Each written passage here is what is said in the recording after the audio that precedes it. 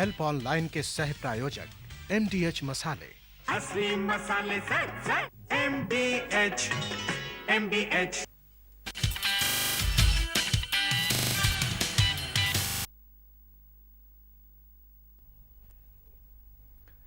नमस्कार। जैसा कि आप जानते हैं कि हम प्रत्येक गुरुवार हेल्प ऑनलाइन करियर में करियर से संबंधित विषयों पर वार्ता करते हैं और हर बार हमारे बीच संबंधित विषय के विशेषज्ञ मौजूद होते हैं। आज हमारे बीच चौधरी चरण सिंह विश्वविद्यालय के संस्कृत विभाग के अध्यक्ष एवं आचार्य डॉक्टर सुधाकर आचार्य त्रिपाठी जी एवं प्रख्यात ज्योतिषी श्री पंडित नवीन सेमवाल जी हमारे बीच मौजूद हैं। आप दोनों लोगों का स्टूडियो में स्वागत है। आज ज्योतिष से संबंधित हम लोग वार्ता करेंगे। ज्योतिष के क्षेत्र में करियर की क्या क्या संभावनाएं हो सकती हैं, ये हमारी वार्ता का विषय होगा। जो व्यक्ति या जो इच्छुक चाहते हैं कि हमसे ज्योतिष से संबंधित कुछ सवाल करना चाहते हैं, अपनी शंकाओं का समाधान करना चाहते हैं या अपनी किसी समस्या को हमसे शेयर करना चाहते हैं, उनके लिए हमारे स्टूडियो के टेलीफोन नंबर्स हैं 55652189 और दूसरा नंबर है 55652190। और एक बात और आपको हम बता दें कि इन नंबरों से पहले 2 लगाने की आवश्यकता नहीं है। डायरेक्ट आप नंबर मिलाएंगे, हमसे आपकी बात हो जाएगी।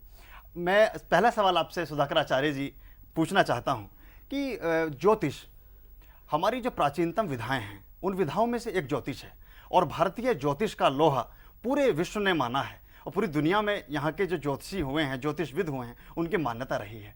आज की स्थिति में, आज के परिप्रेक्ष्य में हम कहाँ स्टैंड करते हैं, कृपया बताएं।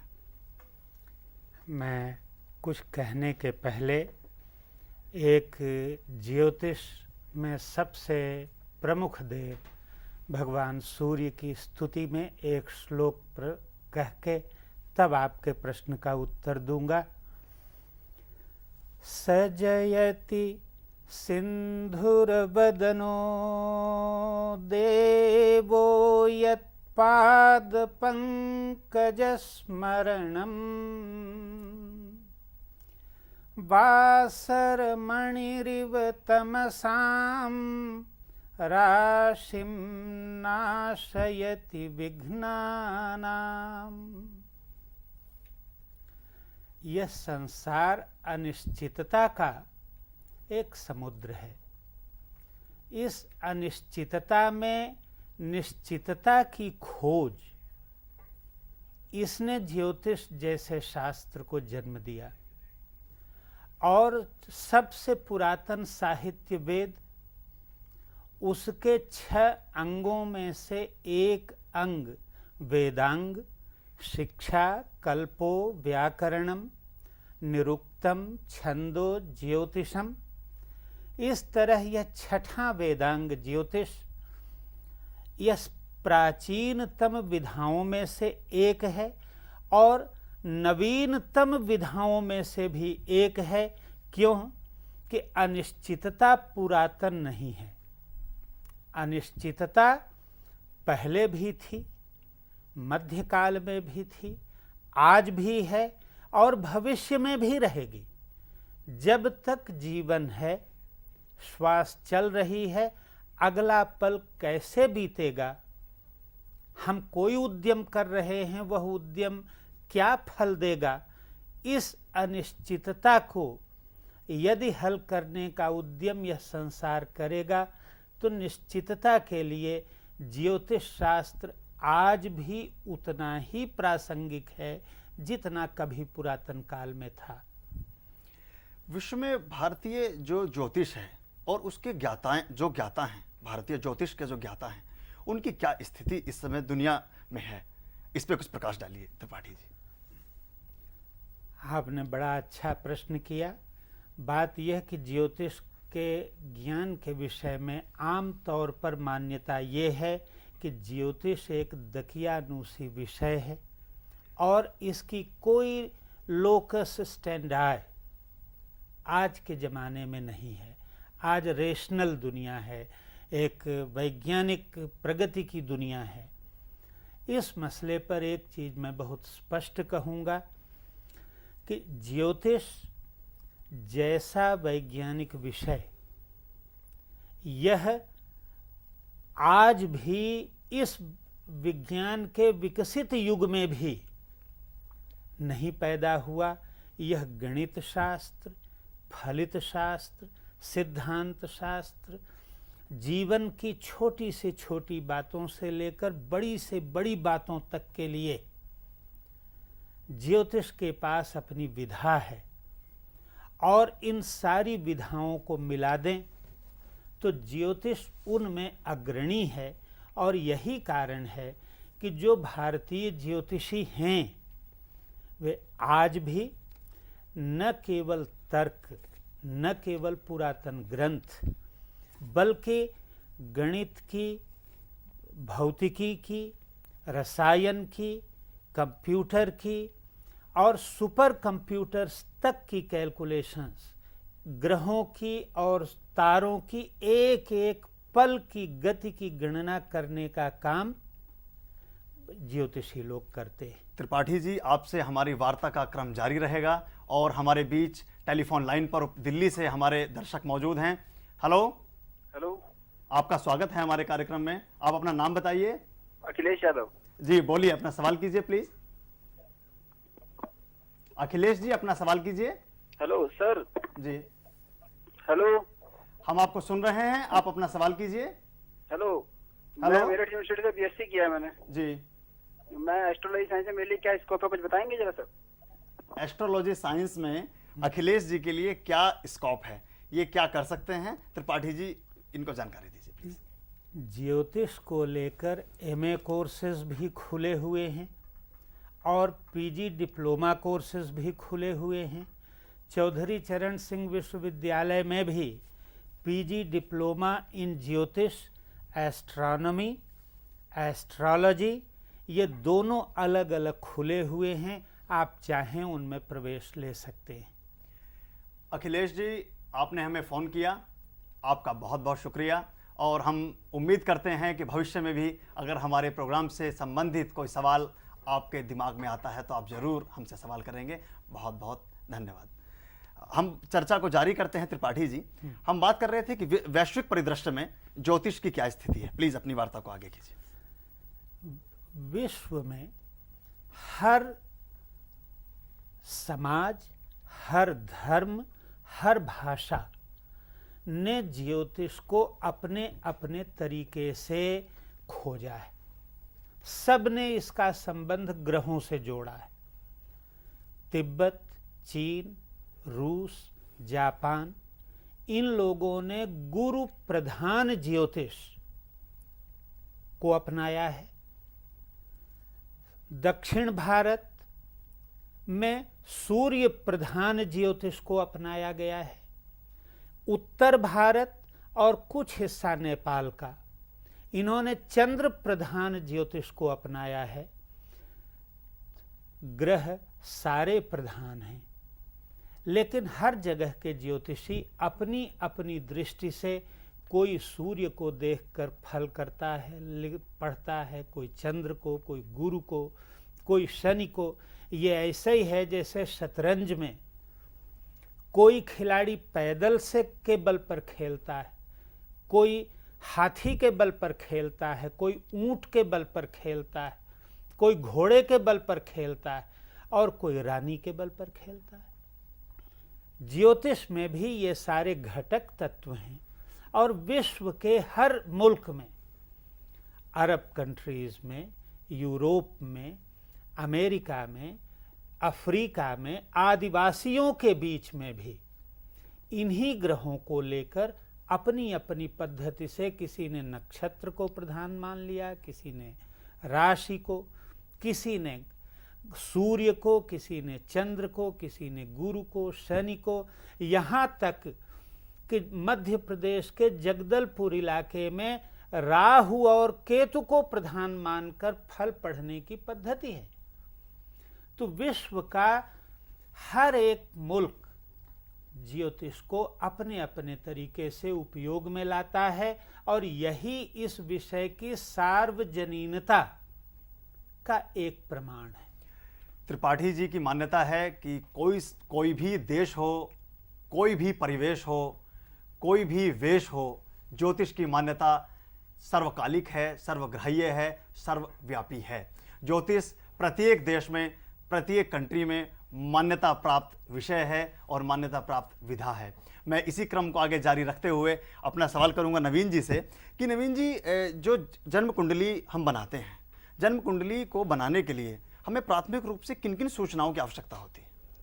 आर्य साहब, जातक की जन्म कुंडली बनाने के लिए सर्वप्रथम जातक की जन्म दिनांक, जन्म तारीख, जन्म समय, जन्म मास और जन्म सन और जन्म स्थान की जरूरत पड़ती है जी। और किसी व्यक्ति के पास अगर ये सूचनाएं उपलब्ध नहीं हैं, हाँ जी, तो क्या उसकी जन्म कुंडली बनाई जा सकती है या उसके ग्रहों की स्थिति की गणना वस्तुतः की जा सकती है? ज्योतिष शास्त्र में एक नष्ट जातक एक पुस्तक है जिससे कि किसी भी जातक की अगर जन्म कुंडली या जन्म समय प्रॉपर नहीं है तो उससे हमें जानकारी मिल सकती है। परंतु कई विद्वानों का मत है कि नष्ट जातक जो है आसानी से कोई भी ज्योतिषी खोलता नहीं है, इसलिए कि मान्यता है कि नष्ट जातकम खोलने के बाद आगे संतानोत्पत्ति में बाधा आती है, इसलिए नष्ट जातक खोला नहीं जाता है। और ज्योतिष में जानकारी के लिए जैसे कि जन्मपत्री बताती है, उसी तरह से जानकारी के लिए प्रश्न फल और प्रश्न ज्योतिष है जो कि सटीक जानकारी बता सकता है। जिनकी जन्म कुंडलियां उपलब्ध नहीं है या जन्म तिथि, स्थान और समय जिनके पास उपलब्ध नहीं है, वो प्रश्न लग्न से प्रश्न विधा से अपने बारे में वस्तुतः जानकारी अर्जित कर सकते हैं। पंडित नवीन सेमवाल जी का अनुभव यह कहता है। नवीन जी, मैं इसी बात को आगे करते हुए एक चीज़ आपसे पूछना चाहता हूं कि जन्म कुंडली अगर हमारी है बिल्कुल हाँ जी, सही बनी हुई है, तो उससे हम किन किन बातों का अपने बारे में पता लगा सकते हैं? जन्म कुंडली अगर किसी भी सही विद्वान से या कंप्यूटर से बनी हुई है, जो कि आज के तारीख में बिल्कुल सही गणना कर रहा है, तो मेरा मानना यह है कि भूत और भविष्य और वर्तमान और ज्योतिष में जो 12 स्थान हैं, पहले शरीर है, दूसरा धन है, तीसरा पराक्रम है, चौथा कुटुंब है, पांचवा संतान है, विद्या है, बुद्धि है, छठा रोग है, सातवां स्त्री है, आठवां आयु है, नौवां कर्म है, धर्म है, 10वां राज्य है, नौकरी है, व्यवसाय है, मान है, प्रतिष्ठा है, अधिकार है, 11वां लाभ है, 12वां खर्च और कर्ज है। इतनी सारी सांसारिक जितनी भी क्रियाकलाप हैं या सांसारिक जितनी भी जानकारियां हैं, वो सब ज्योतिष से आपको मिल सकती है। संसार से संबंधित जितनी भी सूचनाएं हैं, जानकारियां हैं, उन सबका निदान ज्योतिष विज्ञान में निहित है, ऐसा कहते हैं पंडित नवीन सेमवाल। और हमारी वार्ता का क्रम जारी रहेगा। हमारा आज का विषय है ज्योतिष विज्ञान के क्षेत्र में करियर की संभावनाएं। और अगर इससे संबंधित कोई सवाल आप हमसे करना चाहें तो हमारे टेलीफोन नंबर्स हैं 55652189 और दूसरा नंबर है 55652190। हम वापस आते हैं यहीं, आप मत जाइएगा कहीं।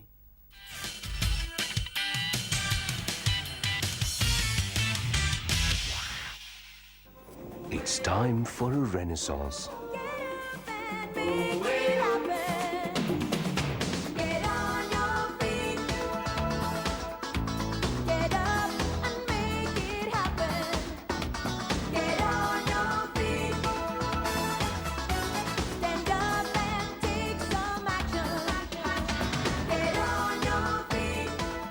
The Renaissance Goa Resort. It's time for a renaissance. MDH की देगी मीरज, देगी मिर्च का तड़का, अंग अंग फड़का। MDH की देगी Miraj. Here begins the era of royalty.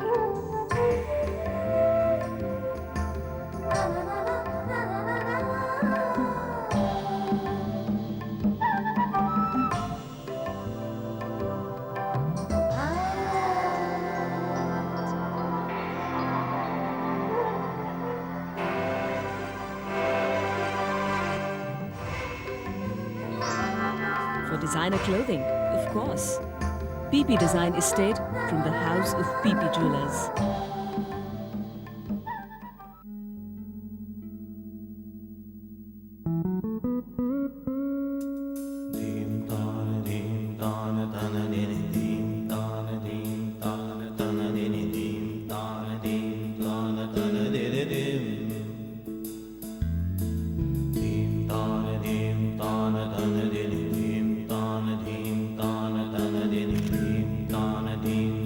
Help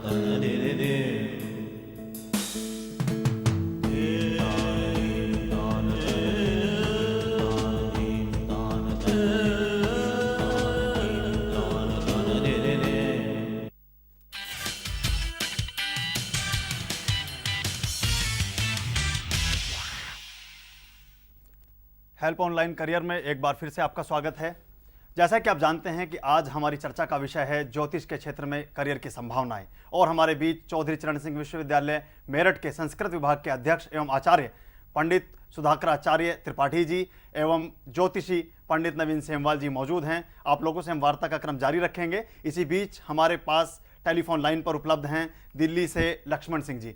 hello hello hello, आपका स्वागत है हमारे कार्यक्रम में। आप अपना सवाल कीजिए। मैंने डिप्लोमा किया हुआ है सिविल से। हेलो हेलो, हम आपको सुन रहे हैं, आप अपना सवाल कीजिए। हाँ जी, तो मैं सिविल इंजीनियरिंग की जॉब में कब तक रहूंगा? सिविल इंजीनियरिंग की का आपने डिप्लोमा किया है। हाँ, और तो सिविल इंजीनियरिंग मतलब मेरी जॉब कहाँ तक सक्सेसफुल रहेगी इसमें? में जॉब कब तक इनकी सफल रहेगी? प्लीज त्रिपाठी जी इनके शंका का समाधान कीजिए। ये आपने ये प्रश्न 5:19 पर किया हुआ है, और आपके इस चूंकि जन्म की आपने कोई तिथि स्थिति नहीं बताई, 5:19 पर प्रश्न किए हुए का फल है कि आप जिस समय 52वें वर्ष को पार करेंगे उस समय आप इस कार्य से अपना कार्य परिवर्तन करने जा रहे हैं। लक्ष्मण सिंह जी, हम समझते हैं कि आपकी जिज्ञासा शांत हुई होगी और आपको अपने सवाल का जवाब मिला होगा। आपने हमें फ़ोन किया, हम आपका धन्यवाद व्यक्त करते हैं। मैं इसी वार्ता को आगे बढ़ाऊंगा। और त्रिपाठी जी, आपसे मेरा सवाल, मैं जानना चाहता हूं कि ज्योतिष की कौन कौन सी शाखाओं और प्रशाखाओं पर वर्तमान में कार्य चल रहा है? ज्योतिष की शाखाएं अनंत हैं। अनंत इस अर्थ में कि गणित, फलित, जिनको हम मुहूर्त और फल की विद्याएं कहते हैं, सिद्धांत की विद्याएं कहते हैं, इन 3 विद्याओं पर विश्वविद्यालय स्तर पर पाठ्यक्रम आज भी चल रहे हैं। लेकिन ज्योतिष की विद्या पर केवल विश्वविद्यालयों में ही पाठ नहीं चल रहा है, क्योंकि ज्योतिष की ऐसी शाखाएं जो नाड़ी से, अंगूठे की रेखाओं से, हस्तरेखाओं से, शकुन से, वास्तुशास्त्र की, यात्रा का मुहूर्त, विवाह के मुहूर्त और तमाम मिश्र प्रकरण में, जिनमें कि वर्षा, वायु, पक्षियों के शकुन, चींटियों के शकुन, चींटों के शकुन, जिनको हम शुभ शकुन, अशुभ शकुन कहते हैं, स्वप्न, इनका मनोविज्ञान, जंतु विज्ञान, एंथ्रोपोलॉजी, हर शाखा में, हर विद्या शाखा में जो भाग अनिश्चितता से निश्चितता की ओर ले जाता है वह ज्योतिष की शाखा का अध्ययन है। फिलहाल इन 3 प्रधान शाखाओं में सिद्धांत, होरा और फलित ज्योतिष, इन तीनों पर पाठ्यक्रम, खोज, ये दोनों कार्य चल रहे हैं। अनिश्चितता से निश्चितता की यात्रा का नाम ही ज्योतिष है, और अनिश्चितता से हम निश्चितता के जितने भी पड़ाव तय करते हैं वो हमारा ज्योतिष का ही एक सफ़र तय होता है। इसी क्रम में मैं नवीन सेमवाल जी, आपसे एक सवाल मेरा है कि कंप्यूटर की क्रांति का प्रभाव जो ज्योतिष विज्ञान है इस पर भी पड़ा है, और कंप्यूटर द्वारा निर्मित जो जन्म कुंडलियाँ हैं इस वक्त काफ़ी प्रचलन में हैं। हस्त निर्मित जन्म कुंडली में और कंप्यूटर द्वारा निर्मित कुंडली में क्या कोई फ़र्क होता है? आर्य साहब, ऐसा है कि कंप्यूटर की कुंडली में और हस्त लिखित जन्मपत्रियों में, हस्त निर्मित जन्मपत्रियों में काफ़ी बड़ा डिफरेंस है। क्योंकि एक हस्त लिखित जन्मपत्री अगर हम उसे डिटेल में बनाते हैं, अंतर प्रत्यंतर सूक्ष्म अंतर तक बनाते हैं, तो उसमें हमें बहुत बड़ा समय लगता है, और उसकी एक्यूरेसी के लिए हम बहुत ज़्यादा जिम्मेदार नहीं समझते हैं, क्योंकि कंप्यूटर तो बिल्कुल एक्यूरेट निकालता है, इसलिए कंप्यूटर का जो कैलकुलेशन है, ज्योतिषीय कैलकुलेशन, वो बिल्कुल सफल है, क्योंकि एक एक घंटे का, एक एक पल का वो निर्णय बता देता है। कंप्यूटर द्वारा निर्मित जन्म पत्रिका अधिक सुगम, अधिक उपयोगी और अधिक पढ़ने योग्य होती है। उसे उसकी गणना, उसमें जो आंकड़े दिए जाते हैं उनकी गणना अधिक सुगम है, ऐसा कहते हैं पंडित नवीन सेमवाल। और हमारे बीच टेलीफोन लाइन पर हमारे दर्शक मौजूद हैं। हेलो हेलो जी, आप कहां से बोल रहे हैं? अपना नाम बताइए, आपका हमारे कार्यक्रम में स्वागत है। हेलो हेलो जी, आप अपना नाम बताइए, आप कहां से बोल रहे हैं? हेलो सर, मैं दिनेश सिंह बोल रहा हूँ जी और मेरी डेट ऑफ बर्थ है 13/3/75।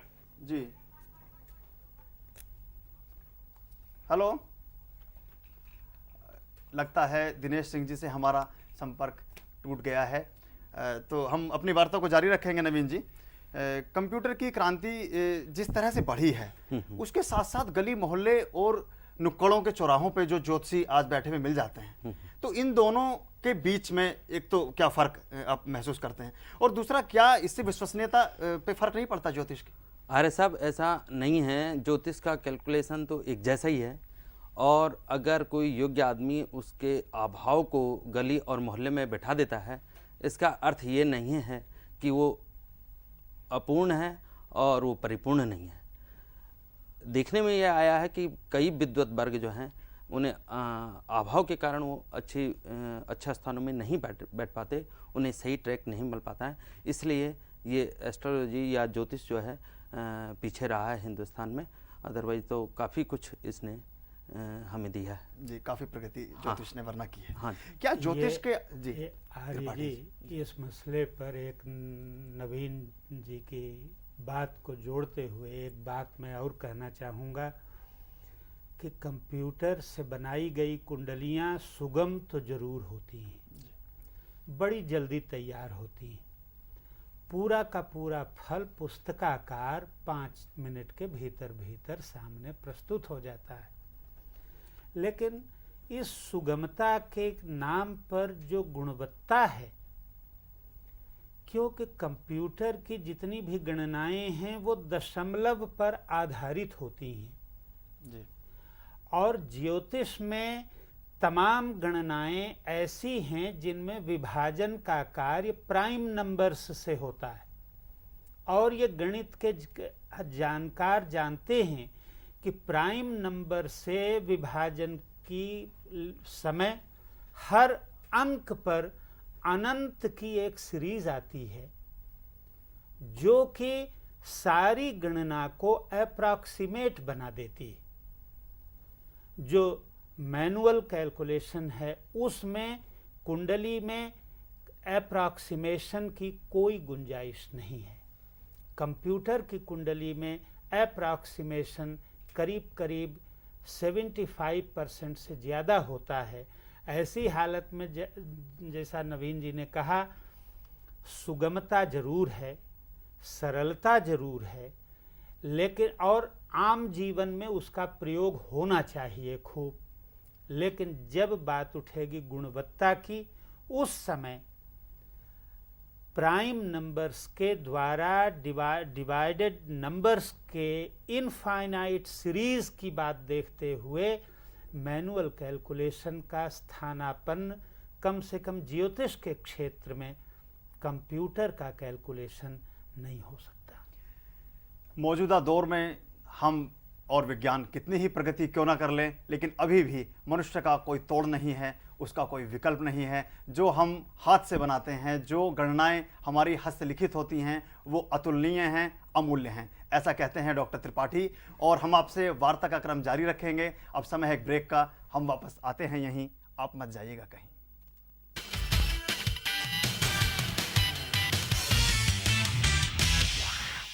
यूरेका यूरेका, मैंने एक नया फार्मूला खोज निकाला है। अगर हम राजमा, चने, चावल, दाल वगैरह सारी रात पानी में भिगोकर रखें तो हम 20% तक रसोई गैस बचा सकते हैं। ये फॉर्मूला तो बहुत पुराना है, हमारी दादी ने हमें बताया था।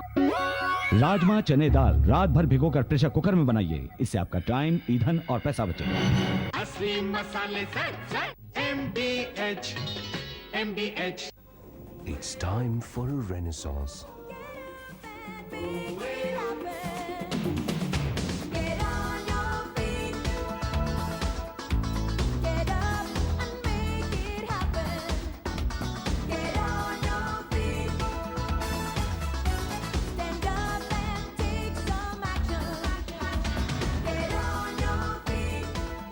The Renaissance Goa Resort.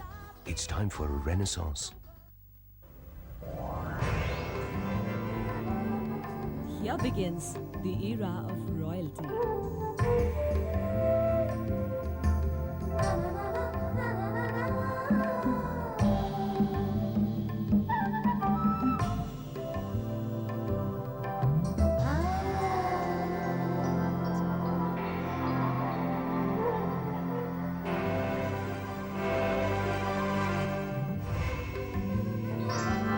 For designer clothing, of course. PP Design Estate from the house of PP Jewelers.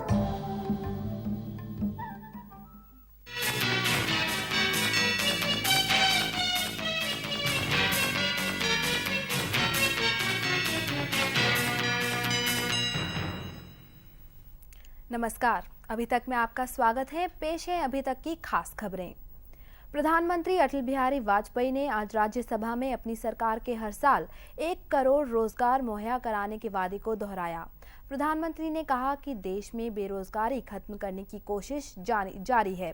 उन्होंने दोहराया कि 1 करोड़ रोजगार के अवसर मुहैया कराने के लक्ष्य को हासिल किया जाएगा। बिहार की राजधानी पटना में आज एक राष्ट्रीय जनता दल के समर्थक की गोली मारकर हत्या कर दी गई। अभी हाल में ही हुए बिहार विधान परिषद के चुनाव में संजय उर्फ लोहा सिंह राजद के प्रत्याशी थे जो चुनाव हार गए थे। इस सिलसिले में पुलिस ने 3 लोगों को गिरफ्तार किया है। त्रिशूल बांटने के आरोप में विश्व हिंदू परिषद नेता प्रवीण तोगड़िया पर चले मुकदमे की अगली सुनवाई 27 अगस्त को होगी। अजमेर कोर्ट ने मामले की जांच के लिए कोर्ट के जांचकर्ताओं को और 35 दिन की मोहलत दी है। सूचना और प्रसारण मंत्री रविशंकर प्रसाद ने कैश को पूरी तरह से उपभोक्ताओं के हित में बताया है। लोकसभा में उन्होंने कहा कि पिछले 6 सालों में केबल की दरों में काफी वृद्धि हुई है, लेकिन कैश के लागू होने से ग्राहकों को अब पहले की तुलना में कम कीमतों में ही ज्यादा चैनल मुहैया कराए जाएंगे। पाकिस्तान जाने का प्रयास कर रहे 58 बांग्लादेशियों को आज जम्मू कश्मीर के अखनूर क्षेत्र में पकड़ा गया है। सेना के जवानों ने कुछ बांग्लादेशी नागरिकों को संदेहास्पद स्थिति में भारत पाक सीमा पर पकड़कर पूछताछ की, जिससे पता चला कि वे गैर कानूनी ढंग से पाकिस्तान में घुसपैठ की तैयारी कर रहे थे। सोनिया गांधी ने 5 राज्यों में चुनाव से ठीक पहले अयोध्या मुद्दा उठाने के लिए संघ परिवार और भाजपा की आलोचना की। वे आज कांग्रेस संसदीय समिति की बैठक को संबोधित कर रही थी। उन्होंने कहा कि अयोध्या मुद्दा न्यायालय में है और हमें न्यायालय के निर्णय का इंतजार करना चाहिए। पटना में अखिल भारतीय आयुर्विज्ञान संस्थान खोलने के लिए बिहार सरकार ने मुफ्त 100 एकड़ जमीन देने की घोषणा की है। बिहार सरकार ने ये कदम केंद्रीय स्वास्थ्य मंत्री सुषमा स्वराज द्वारा राज्य सरकार से किए गए निवेदन के बाद उठाया। फिल्म अभिनेत्री शिल्पा शेट्टी की मां सुनंदा शेट्टी की जमानत याचिका की सुनवाई को आज सूरत की अदालत ने 29 जुलाई तक के लिए स्थगित कर दिया है। गौरतलब है कि सुनंदा पर प्रफुल्ल साड़ी के मालिक से धमकाकर धन वसूलने का आरोप है।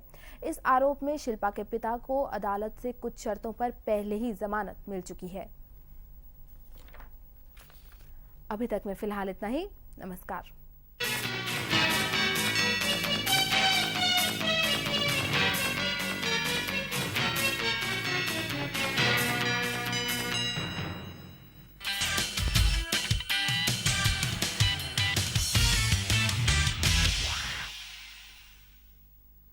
हेल्प ऑनलाइन करियर में एक बार फिर से आपका स्वागत है।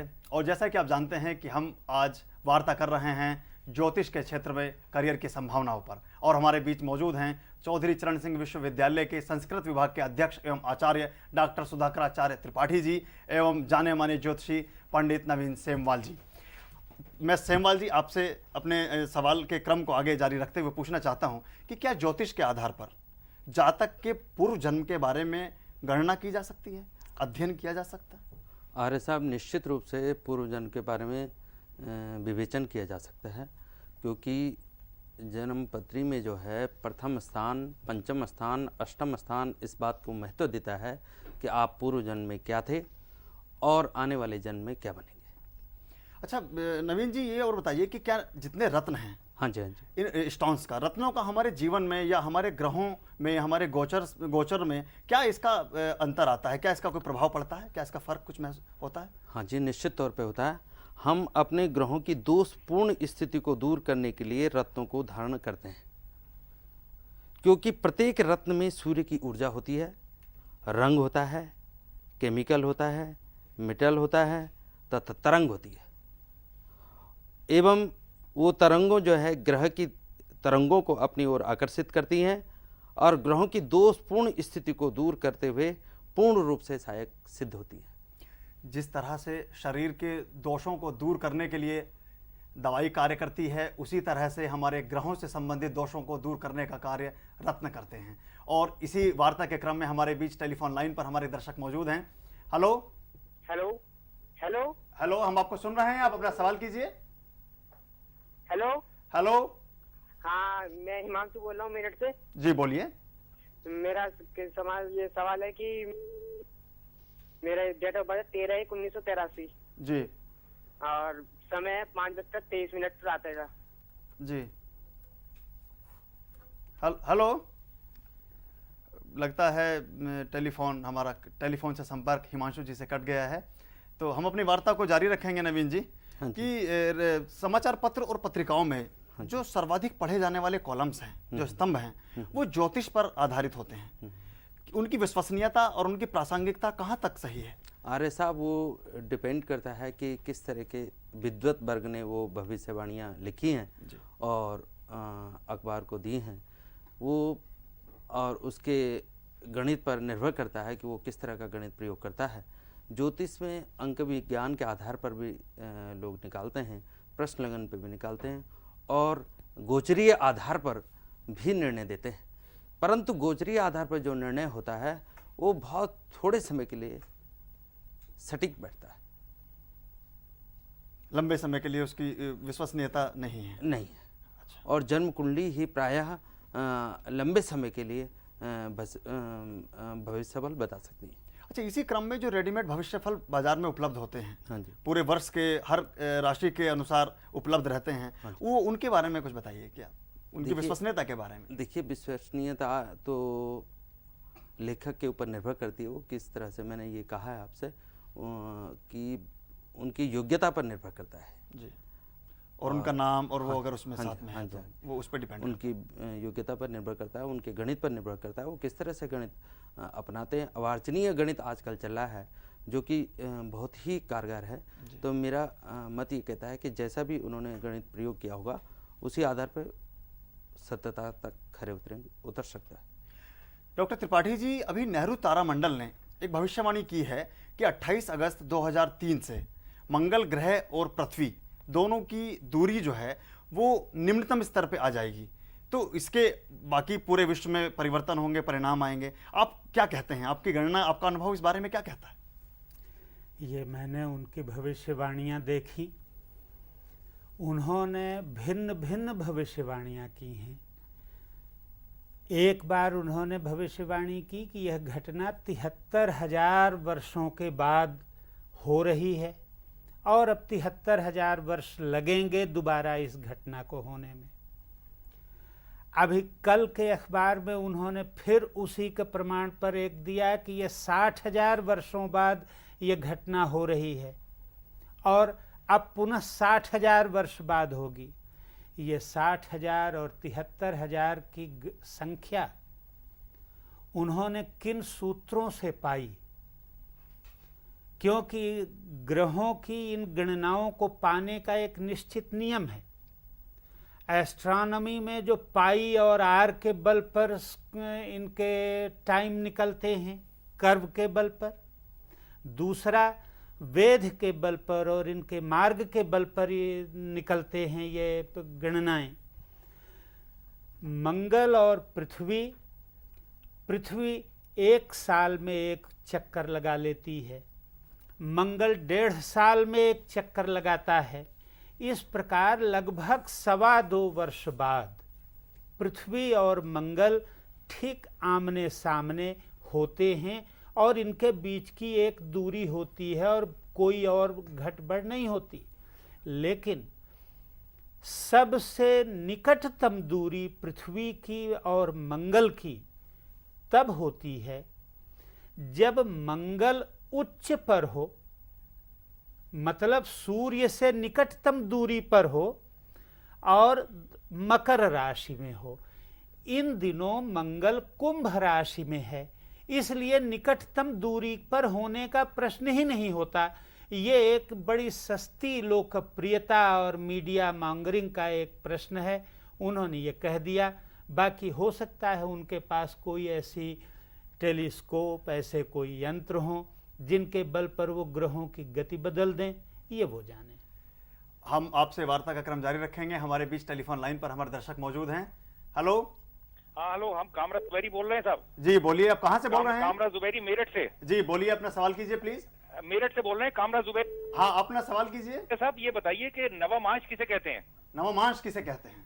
त्रिपाठी जी जानना चाहते हैं कि नवमांश के बारे में कुछ जानकारी दीजिए। ये जुबैरी जी बहुत बहुत धन्यवाद कि आपने इतनी रुचि ली। ऐसा है कि 360 अंश का ये पूरा भचक्र होता है। इसको 12 हिस्सों में बांटें तो 12 राशियां 30-30 अंश की होती। 27 हिस्सों में बांटें तो 13 अंश 20 कला का एक नक्षत्र होता है। इस एक नक्षत्र का 1/4 हिस्सा, माने एक नक्षत्र का चरण 1 राशि का 9वां हिस्सा होता है और इसलिए एक नवांश माने 3 अंश 20 कला, एक नक्षत्र का 1/4। मैं समझता हूं आपकी समस्या इससे हल हुई होगी। जुबैरी साहब, आपने हमें फ़ोन किया, हम आपका शुक्रिया अदा करते हैं। और इसी बीच बेंगलोर से हमारे बीच एक टेलीफोन लाइन पर हमारे दर्शक मौजूद हैं। हेलो। हेलो जी। हेलो। हाँ, आप कहाँ से बोल रहे हैं? अपना नाम बेंगलोर से बोल रहा हूँ। हेलो हेलो हेलो, हम आपको सुन रहे हैं, आप अपना सवाल कीजिए। मेरा सवाल यह है, अगर दो व्यक्ति। जी। हेलो। हाँ, हम सुन रहे हैं, आप अपना सवाल कीजिए। I would like to ask Mr. Tripathi. Hello. हम सुन रहे हैं, आप अपना सवाल कीजिए। मेरा सवाल यह है, अगर दो व्यक्ति। जी। हेलो, दो व्यक्ति अगर एक ही जगह पैदा होते हैं एक ही समय पर। जी। जातक तो एक ही होगा उनका। जी। हॉरोस्कोप सेम होगा, लेकिन आप रियलिटी देखेंगे दोनों का अलग सूरत रहेगा, अलग परफॉर्मेंस रहेगा, हर चीज अलग रहेगी। ऐसा क्यों? त्रिपाठी जी ये कहते हैं कि एक ही स्थान, एक ही समय पर, एक ही जगह पैदा होने वाले व्यक्तियों में असमानता कैसे पैदा हो जाती है? ये आपने बिल्कुल सही प्रश्न पूछा।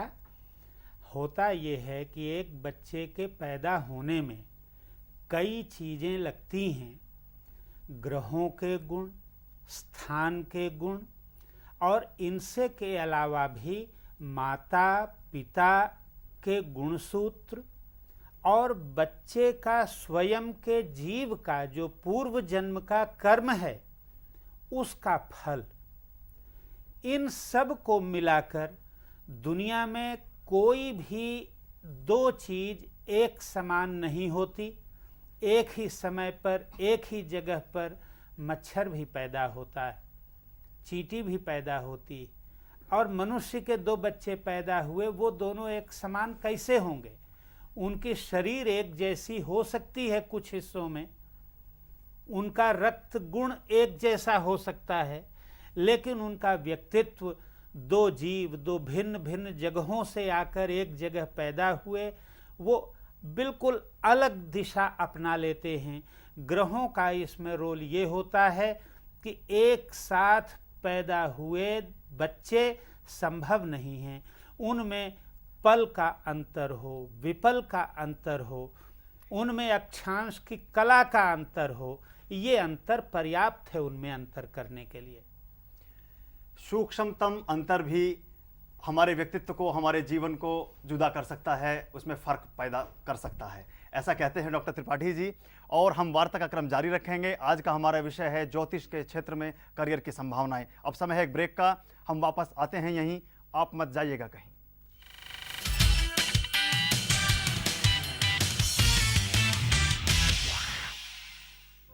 It's time for a renaissance.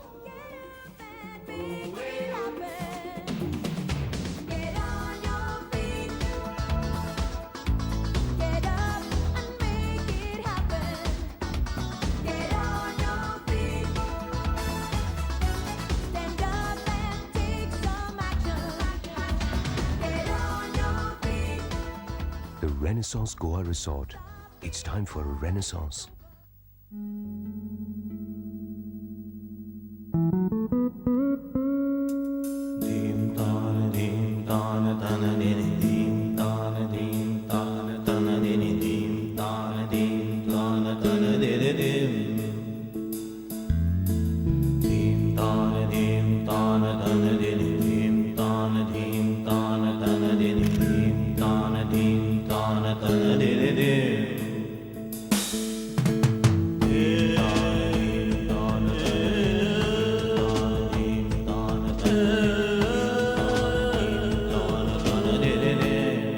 जब मेरी शादी नहीं हुई थी तब मैं अपने ऑयली बालों के लिए ऑयली बालों वाला शैम्पू यूज करती थी और शादी के बाद इनके ड्राई बालों के लिए एक अलग शैम्पू खरीदती थी। शीना के बाल लंबे हो इसके लिए एक और शैम्पू। तंग आ गई थी हर बार के अलग अलग शैम्पू से। फिर मैंने पाया सिम्को एक्स्ट्रा के हर्बल शैम्पू। इसमें है आंवला, रीठा और शिकाकाई का उचित मिश्रण जो देता है आपके बालों को संपूर्ण सुरक्षा और भरपूर पोषण। Simco extra care herbal shampoo, extra herbs, extra results. मैं हूँ पेट्रो अंकल। मैं डी ऊर्जा और मैं जिंगल। करते हम बूंद बूंद की बात, चलते लेकर सबको साथ। दुनिया है हमारी दीवानी। रेडियो पर सुनो हमारी कहानी। कैसी कहानी? सुनो अबूद। ऊर्जा के जो भी है सहारे, हम तो है प्राणों से प्यारे। यही तो है बूंद बूंद की बात। 37 रेडियो स्टेशनों पर 5 भाषाओं में प्रसारित पीसीआरए का संरक्षण अभियान। सुनते सुनते जीतो इनाम, बूंद बूंद की बात।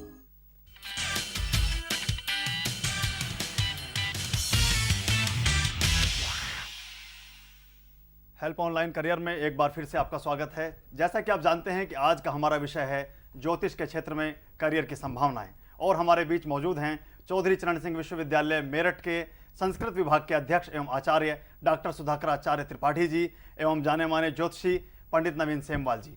हम आपसे आज ज्योतिष के बारे में चर्चा जारी रखे हुए हैं, और आप लोगों में से अगर किसी तरह की कोई शंका, कोई समस्या, किसी तरह की कोई आप जानकारी चाहते हैं तो हमारे स्टूडियो के टेलीफोन नंबर्स पर हमें फ़ोन कर सकते हैं। हमारे टेलीफोन नंबर्स हैं 55652189 और दूसरा नंबर है 55652190। नवीन सेमवाल जी, मैं जानना चाहता हूं कि किसी भी शुभ कार्य को करने से पहले हमारे यहाँ जो व्रत और अनुष्ठान और पूजा पद्धति का जो एक प्रावधान है, इसका क्या महत्व है? आर्य साहब, अनादिकाल से ऐसा होता चला आया है कि जब भी हम किसी शुभ कार्य को करते हैं तो हम ईश्वर को याद करते हैं। ईश्वर को हाजिर नाजिर मान करके उनके समक्ष जो है अपना कार्य का शुभारंभ करते हैं।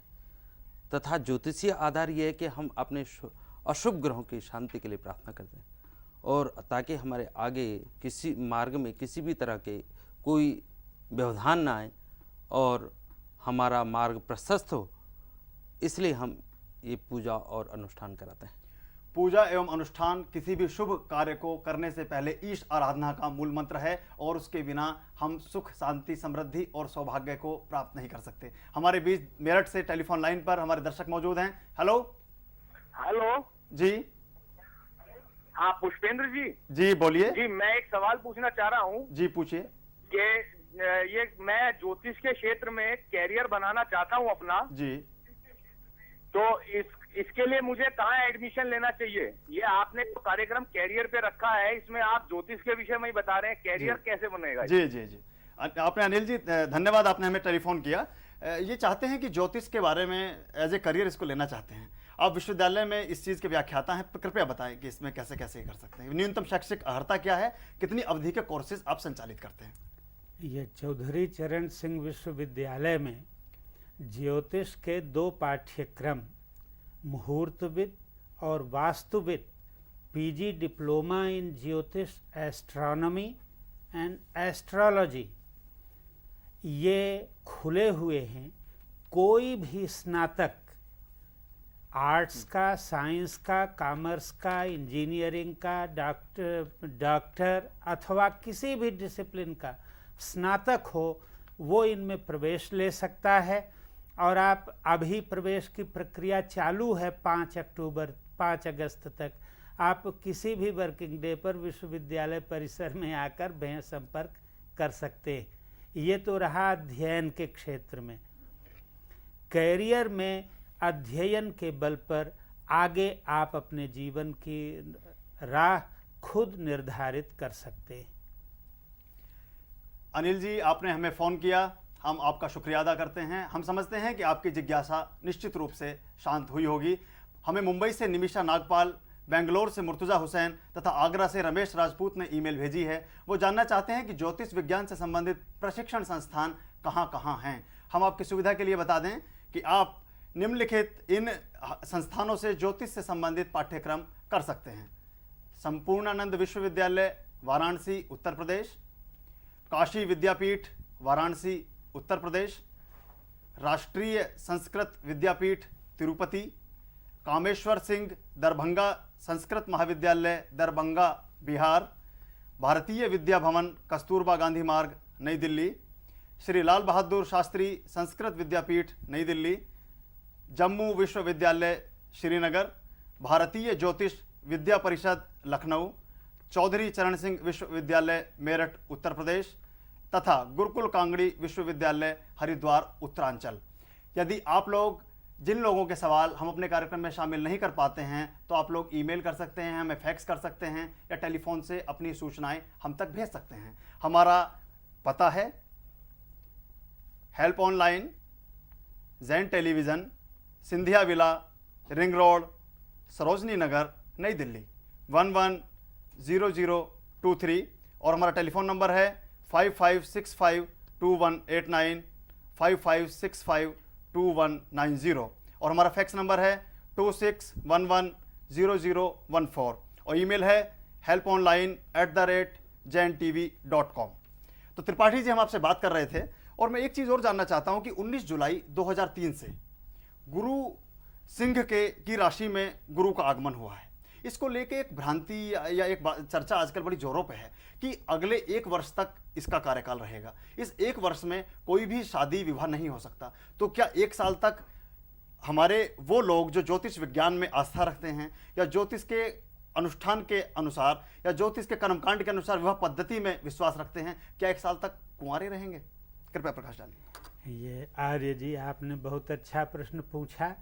गुरु खुद कुंवारे नहीं थे, लिहाजा कुंवारे रखने में उनकी कोई रुचि नहीं है। ये एक बहुत बड़ा भ्रम फैलाया जा रहा है। हाँ, एक बात जरूर है कि गंगा और गोदावरी इनके बीच, ये गंगा और गोदावरी के बीच का मतलब है कर्क रेखा से 8 अंश उत्तर और 8 अंश दक्षिण। ये क्षेत्र ऐसा है जिसमें यदि गुरु सिंह राशि में है तो विवाह में दोष होता है, लेकिन यह दोष केवल उस स्थिति में होता है जब सूर्य मेष राशि में न हो, शुक्र अस्त हो अथवा गुरु को कोई और ग्रह देख न रहा हो। इन दिनों गुरु पर शनि की दृष्टि है, गुरु पर शुक्र की दृष्टि है, गुरु पर बुध की दृष्टि है और सबसे बड़ी बात है गुरु पर जो गज केसरी चंद्रमा है वो तो निरंतर दृष्टि डाले हुए है रहेगा और 2-2.5 दिन के अंतर पर चलेगा।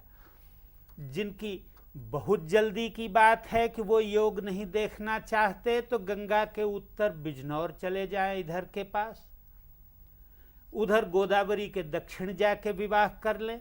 और इस बीच में भी हर 2-3 दिन के बाद ऐसा मुहूर्त बनता है जिनमें विवाह होगा। इसलिए सिंहस्थ दोष को लेकर ये जो सोने के व्यापारी, चांदी के व्यापारी, अन्य लोगों ने हल्ला मचाया हुआ है, वह गलत है। विवाह करने के लिए सिंहस्थ गुरु की कोई अड़चन नहीं है और विवाह के रास्ते, तमाम रास्ते खुले हैं। आज हमारे बीच स्टूडियो में आप लोग आए, त्रिपाठी जी और नवीन सेमवाल जी, आपका बहुत बहुत धन्यवाद। और धन्यवाद आपका भी कि आपने हमें टेलीफोन्स किए। मिलेंगे अगले गुरुवार, तब तक के लिए नमस्कार।